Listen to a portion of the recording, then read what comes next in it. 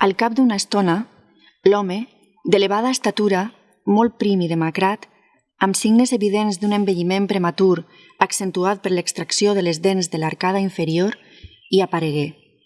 Tenia el nas afilat i prominent, els llavis fins, la mirada enclotada i la pell alabastrina, arrugada pels sols profunds traçats per la malaltia. Els cabells, negríssims, lluents i arrissats, li queien pels muscles i unes frondoses patilles li enmarcaven la lividesa del rostre.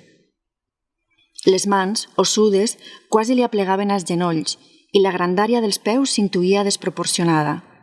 La figura, veritablement insòlita però distingida, que semblava sorgida directament de l'Avern, es dreçava soberga, engalanada amb un gastat i deslluït frac negre.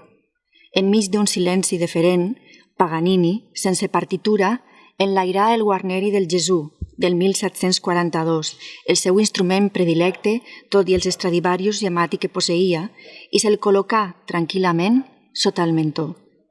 Quan inicià la campanella, la rigidesa que tenallava el seu magre cos s'esvaí.